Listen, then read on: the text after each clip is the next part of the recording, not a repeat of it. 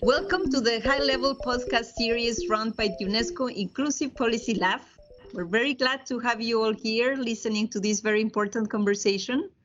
This series introduces listeners to the world-leading thinkers and decision makers as they discuss how we can build back better from the situation we are facing now. And the most important thing, how we can reset in a fairer and a smarter way after COVID-19. Today is a very special day. We are joined by Minister Brodjonegoro, the Minister of Research and Technology of Indonesia. He doesn't really need an introduction because he has been one of the key players that explains the very success story of Indonesia in the last decade.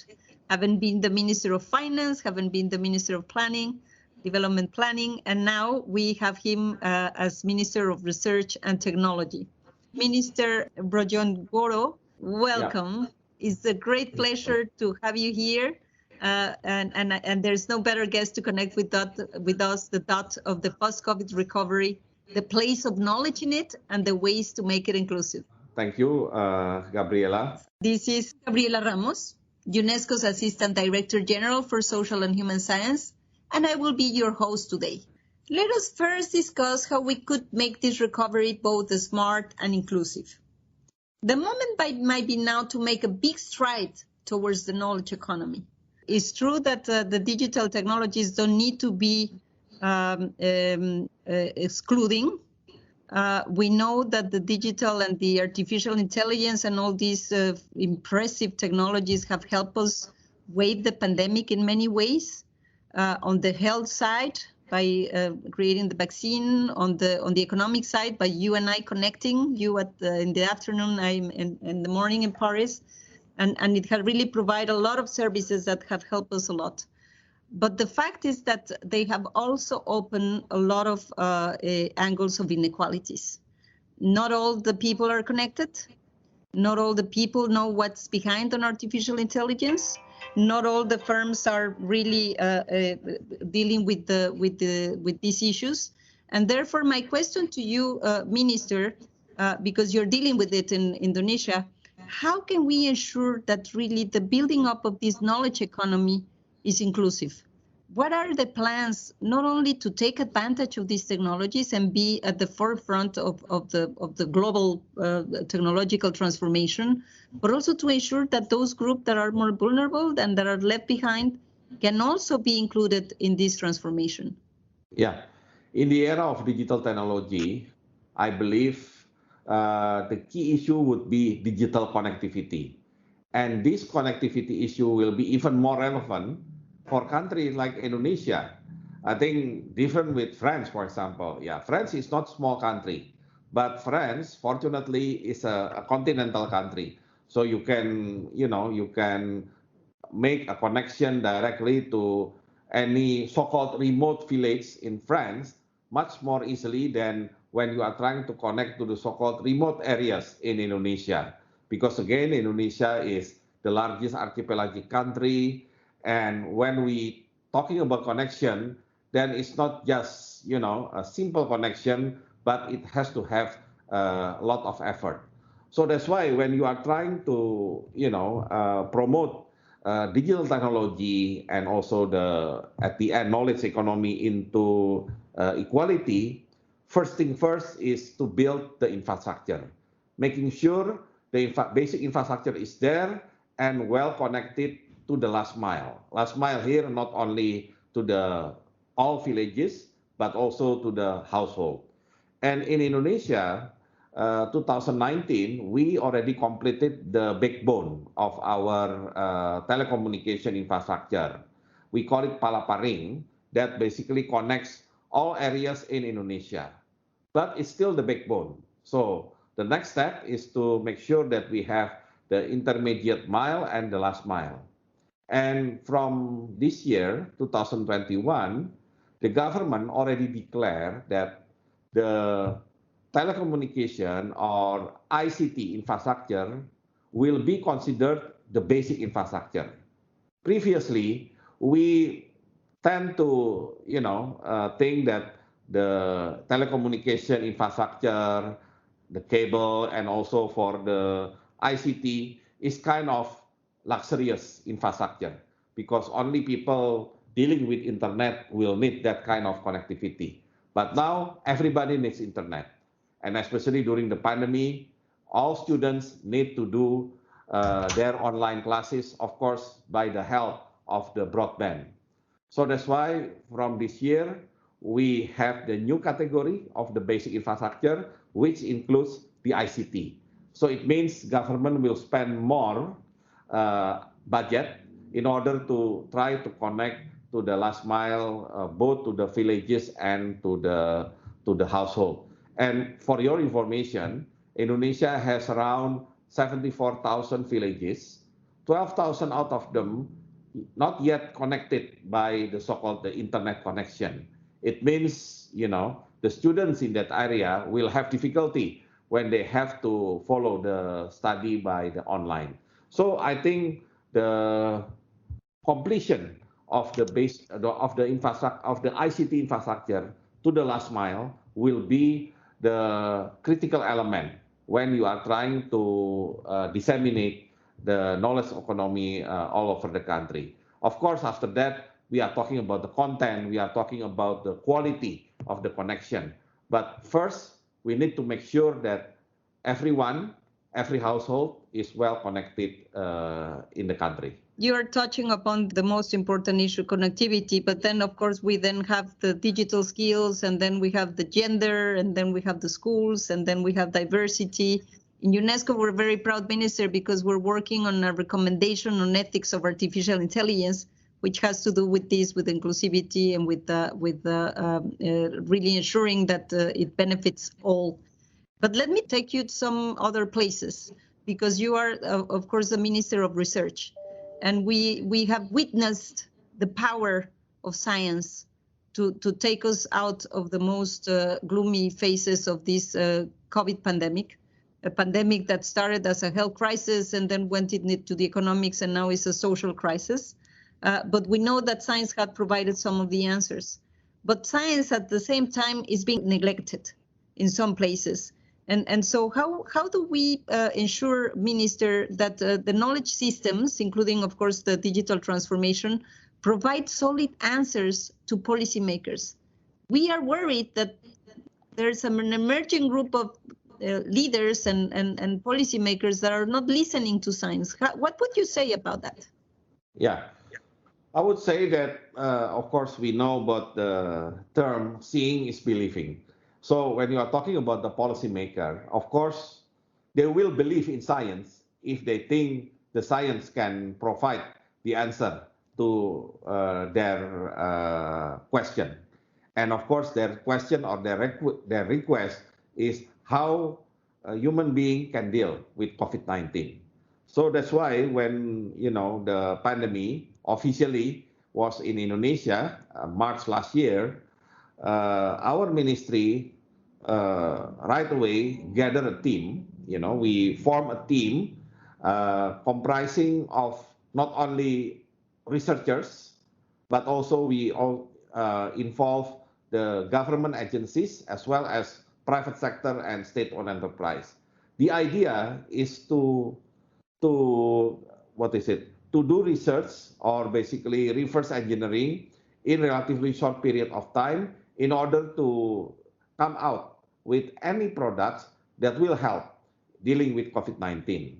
And when finally, I remember in May or June last year, we finally came out with our very first product, which is very simple, the antibody rapid test, because at the time, everybody is, looking for the way to detect COVID-19 in the easiest way, not just with a PCR. So at the time, Indonesia imported a lot antibody rapid tests from different countries. But we think that we can work on this kind of product. So when we finally come out with the products, then the policymakers think, oh, science and technology is really the answer if we want to deal with this pandemic in the proper way. So that's why after that, the support, at least the public support, the moral support for science and technology related to COVID becomes, very strong. So after that, we came out with the rapid tests for antigen and then also for breathalyzer to detect people with COVID, as well as even from the beginning of our pandemic, we declared that Indonesia is going to develop our own COVID-19 vaccine.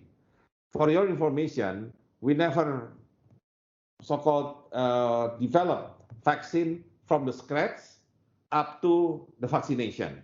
Never done before.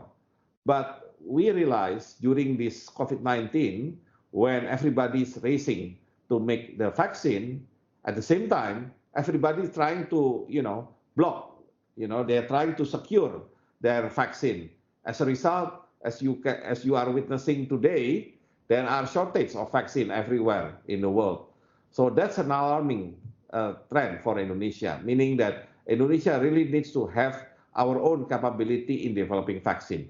Of course, our COVID-19 vaccine is not yet completed, it's still on the lab stage, but at least the science and technology community already proved to the policymakers, to politicians, that science and technology cannot be ignored.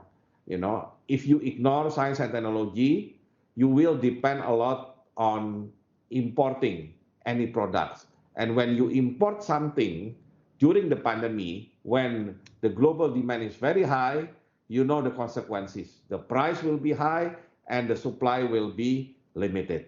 So that's why this is our strategy to make sure that science and technology are important. Again, seeing is believing. It's completely true, and I commend these impressive efforts of Indonesia. We have seen that the countries that tested the more control better, and you came with this indigenous innovation that really helped your country to address the need to know and the need to identify and the need to stop contagion. So that was very impressive. This test that you developed, and also I wish you good luck with the vaccines, because I'm convinced that the capacities and the business model of the production of vaccines need to change if we really want to reach out all the population and avoid the vaccine nationalism that we have seen. But you are Minister of Science and Innovation. And science and innovation is not only natural science and technology, it's also the counterpart, the social and human sciences. Yeah. And yes, I'm bringing the light because I am the ADG for social and human sciences. You touch on something that is very interesting, the vaccines. We have the vaccines, but we also have a large group of people that don't want to be vaccinated for whatever reason, because of misinformation, and then you need to consider, how do you bring together what the insights that social and human science can provide to understand better people, to address their beliefs, to address their concerns, to address the dynamics in the communities. And I would like to hear with you, because this might seem like not so visible when we talk about science, but they are as important. In UNESCO, we have the Managing of Social Transformation program that is looking at these issues. And as I said, the Inclusive Policy Lab is centering on people. How do you bring the social and human science ministers when you are dealing with people, for example, that don't want to get a vaccine? Yeah, I think you're right that since the beginning, we haven't talked about the social and humanity. And actually, I'm also from that area because I'm a professor in economics. But then I realized when we are talking about this area of science and technology, it cannot be completed without the existence of a good and supporting research in social and humanity. So, for example, when we are talking about vaccine, in Indonesia in general, there are two reasons why some group of people do not want to be vaccinated. First one, because of the religious reason. I think, as a Muslim, you cannot so-called consume the so-called forbidden product, or in Arabic called haram. So we cannot, of course, Muslim cannot consume pork. And we are not talking pork just as meat, but also the derivative of the pork itself. And you know, in the history of vaccine, we are talking about vaccine in general, not only COVID-19 vaccine. There was element related to gelatin coming from the pork that used to basically culture the virus before the virus can be processed into the vaccine. So actually, the vaccine itself, the final product of the vaccine, doesn't contain any element related to the pork, for example. But then in the process, way before, there was an element of pork involved in gelatin to culture the virus. So in this case, we use the social and humanity approach, of course, involving the religious leaders, religious scholars, trying to convince people, trying to socialize to the people that actually there is no pork element or pig element in the vaccine itself. And in fact, now because of the technology, so I would say that the impact of the social response will also change the technology itself.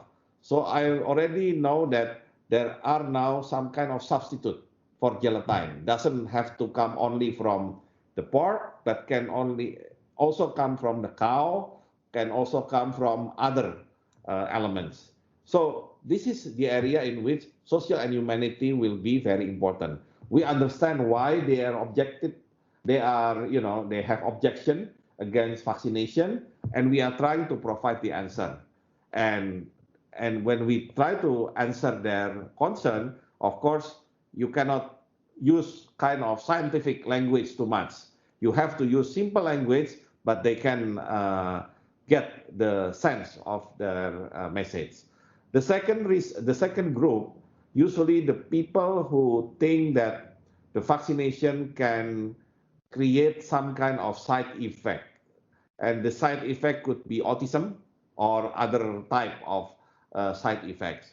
So in this case, of course, social and humanity will not play a lot. Of course, the research has to be done based on the medical research, whether the vaccine will really create some serious side effects.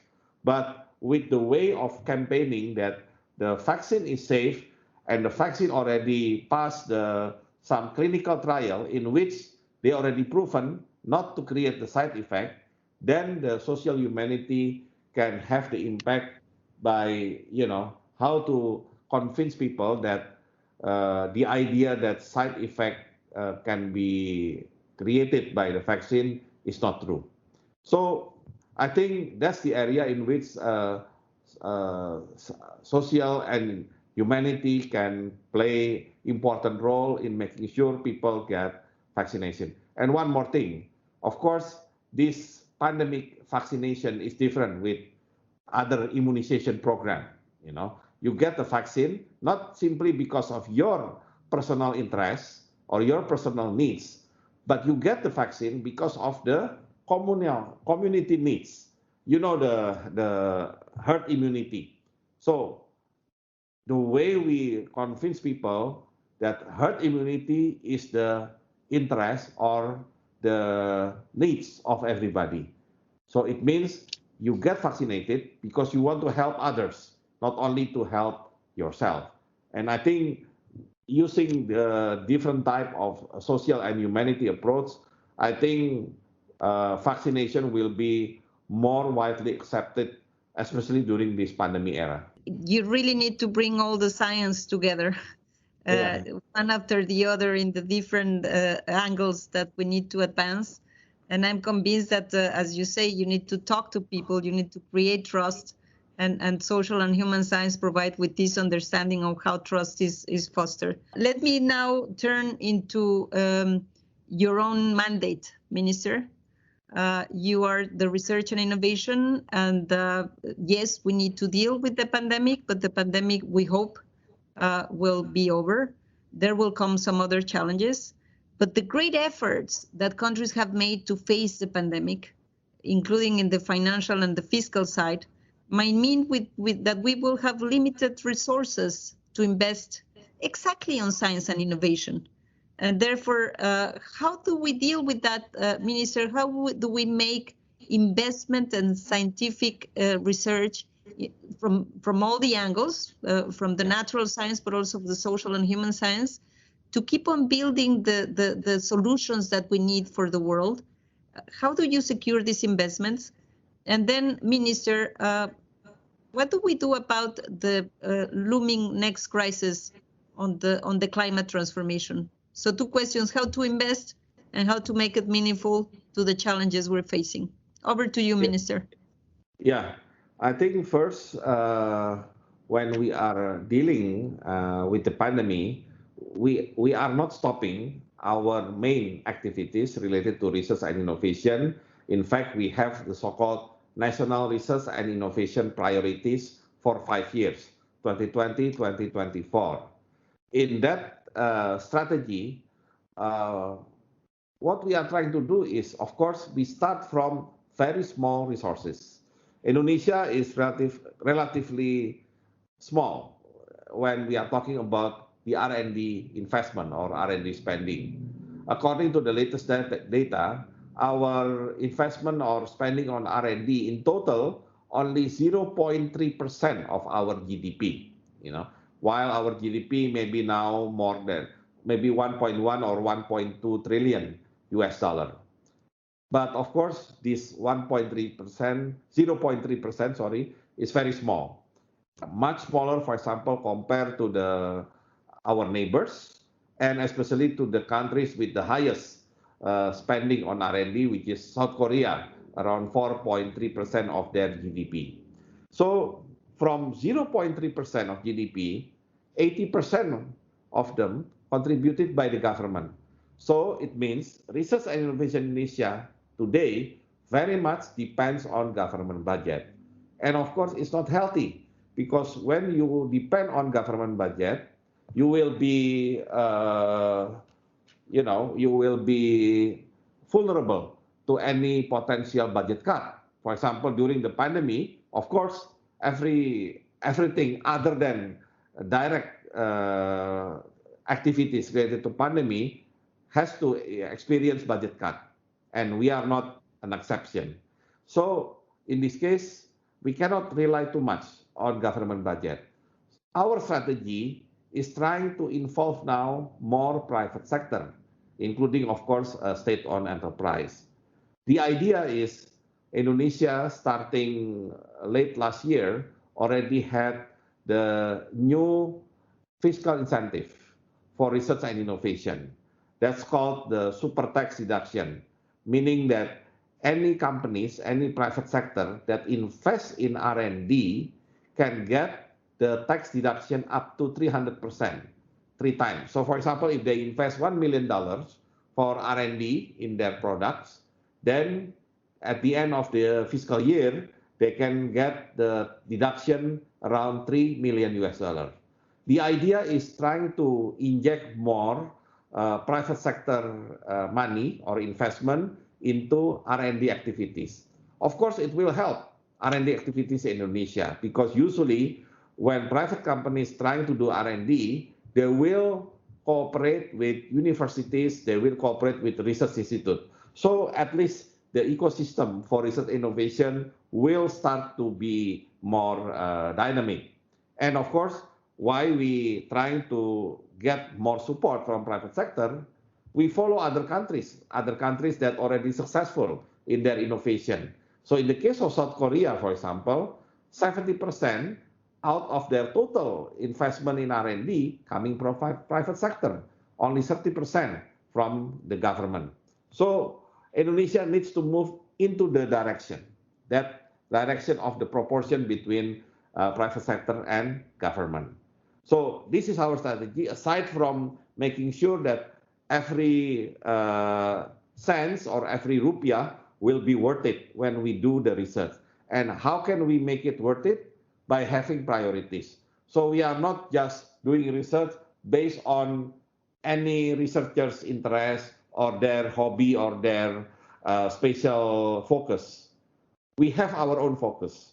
We have the priority for doing research, and we then invite the universities or research institute to be involved in doing these prioritized research activities. So this is our strategy. We know, Minister, and this is something that I underscore in the introduction of this conversation. The social and human science in UNESCO is really underscoring the research policy link. And therefore, I don't need to tell you, because I know that you are already on top of it, but channeling resources to try to find solutions to the big challenges we're facing. And the biggest of all is the climate transition is one of the most strategic investments we can make. So that I want to link this very interesting response in terms of bringing the multi-stakeholder, private, public, universities into producing more knowledge on how do we also influence the solutions that we can have for the climate issues. Yeah, certainly Indonesia, of course, would like to comply with the Paris Agreement. We need to, of course, reduce our level of emission. And we have several strategies to deal with that. One of them, for example, renewable energy. So part of the so-called prioritized research activities will be in the area of renewable energy. And in Indonesia, for example, we might have several potential of primary renewable energy. We are talking about solar panel, we are talking about the wind, we are talking about geothermal, which Indonesia could have one of the biggest in the world. And then we have water as well, hydropower, as well as the biomass or bioenergy. So we are trying to conduct the research in making sure that Indonesia will be ready when, let's say, at one time in the future, fossil fuel has to be phased out.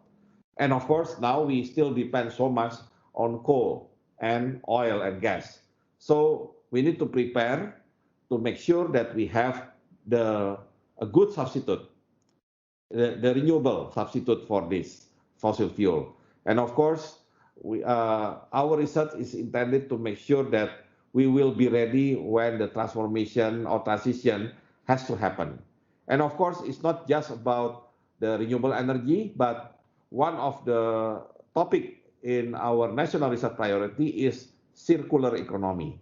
So we are dealing with the issue of the waste. And Indonesia, in urban area, many urban areas in Indonesia really cannot manage their own waste. They are really behind in the area. So with the idea of circular economy, we can solve not only the waste issue, especially in urban areas, but also we can solve the issue of the either energy or any products that can be created from the circular economy, making sure that the waste will be zero, but the new products will come out from the circular economy. So this is one of our contribution to the national strategy in fulfilling the Paris Agreement. Thank you so much, Minister. We have really learned a lot of the very interesting plans you have. It seems that you're really on top of these issues, and Indonesia is in such great hands when dealing with this important dossier that is going to help us get out of the crisis and probably step up the efforts to deliver on the SDGs. Let me finish our conversation, Minister, with the 1 million question. How the social and human science sector of UNESCO can help you and can help Indonesia with these very strategic issues? Yes, of course, the support from UNESCO will be very important, because at the end of the day, when you have very good progress in science, I mean the natural science and hardcore technology, and you are already in the Industrial Revolution 4.0, then there is a potential of big social issue coming out from the implementation of Industrial Revolution 4.0, especially at the earlier stage when people are still nervous, people still cautious about what's going to happen with this automation, artificial intelligence, any robots, and anything that is unknown before.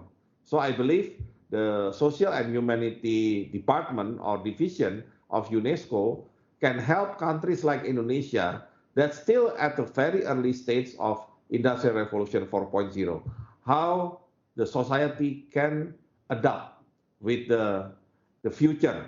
And especially in this area, people still nervous about how the potential of losing the jobs, because maybe many of their jobs will be substituted by automation, by robots, by artificial intelligence. So, the sense that human might be useless, I think makes many people quite nervous. So that's the area in which Social and Humanity Division of UNESCO can help Indonesia.